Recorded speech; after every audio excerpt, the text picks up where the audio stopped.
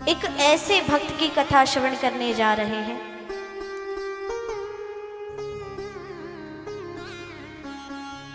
जिसने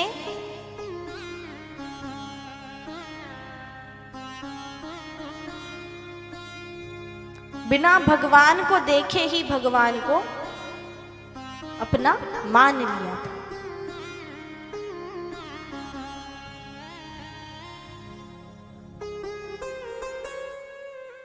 प्रहलाद जी की कथा हम सभी श्रवण करने जा रहे हैं।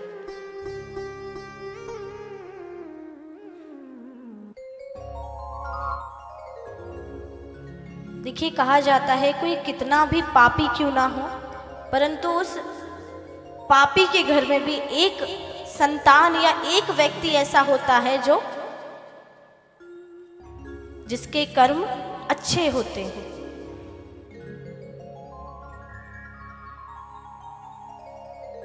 और वही एक संतान थी प्रहलाद जी। हिरण्यकश्यप जो भगवान को कभी मानते ही नहीं थे, मानो भगवान के नाम से ही इतना ज्यादा क्रोधित हो जाते थे, परंतु उनकी जो संतान थी प्रहलाद जी, जब उन्हें पता चला कि जो भगवान है वो कौन है, तो उन्होंने सभी भक्तों की आंखें खोल दी।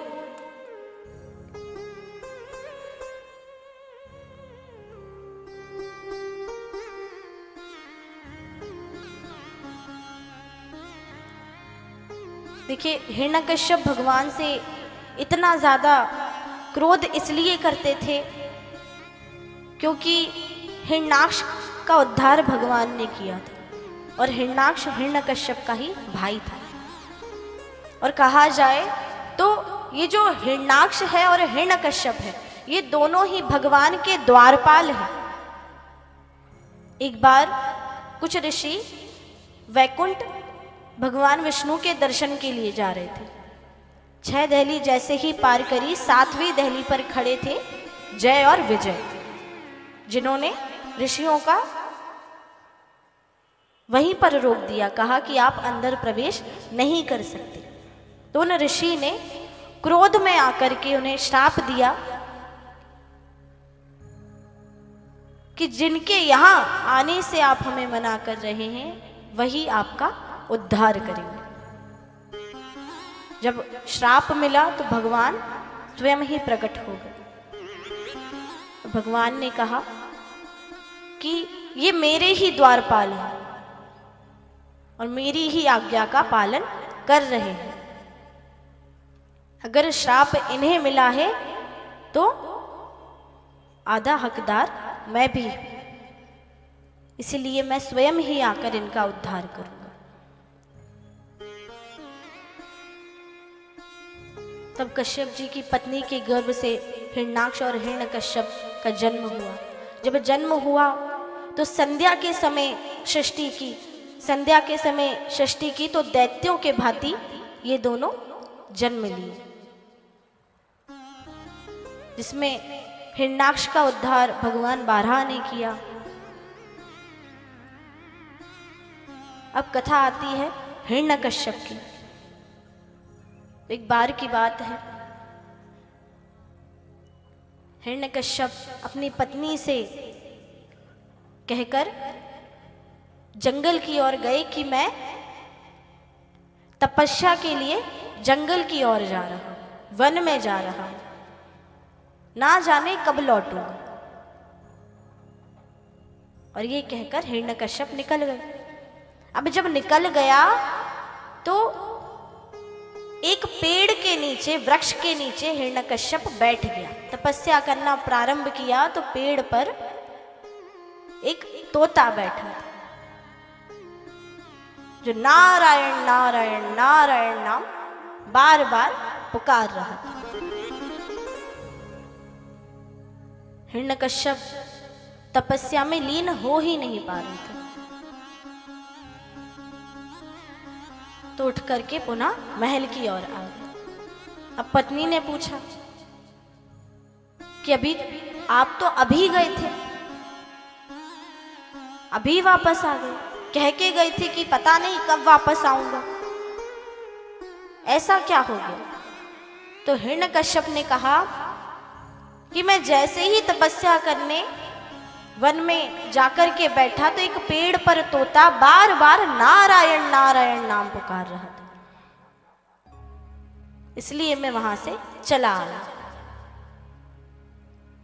अब जब पत्नी ने सुना कि हिरण्यकश्यप के मुख से नारायण नारायण नारायण नाम निकल गया है, ऐसे तो कभी भी हिरण्यकश्यप अपने मुख से नारायण नाम नहीं लेते। तो जो पत्नियां होती हैं वो अपने पति का हमेशा ही हित सोचती हैं, कितने उपवास करती हैं। उसी प्रकार से हिरण्यकश्यप की पत्नी ने भी विचार कर लिया कि अगर हिरण्यकश्यप ने 3 बार नारायण नाम पुकार ही लिया है तो 108 तो करवा के मानेंगे। अब भोजन की बारी आई, हिरण्यकश्यप भोजन करने के लिए बैठे, भोजन की थाल हाथ में, और फिर से पत्नी ने पूछा कि आप तपस्या करने गए थे, वापस कैसे आ गए? तो हिरण्यकश्यप ने कहा, अरे अभी तो बताया कि तपस्या करने गया था, बैठा और पेड़ के ऊपर तोता नारायण नारायण नारायण नाम पुकार रहा।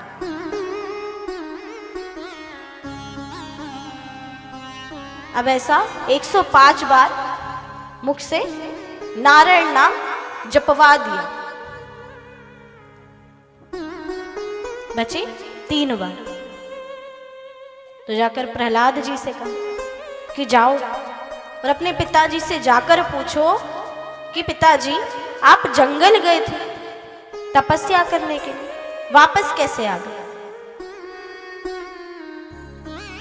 प्रहलाद जी गए, प्रहलाद जी ने पूछा, पिताजी आप जंगल गए थे तपस्या करने, वापस कैसे आ गए?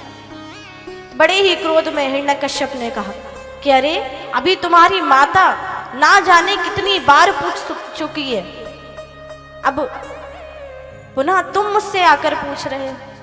बताया तो कि जंगल गया था, बैठा, पेड़ के ऊपर तोता था और बार बार मुख से नारायण नारायण नारायण नाम पुकार रहा था। अब इस प्रकार से 108 नाम हो गए।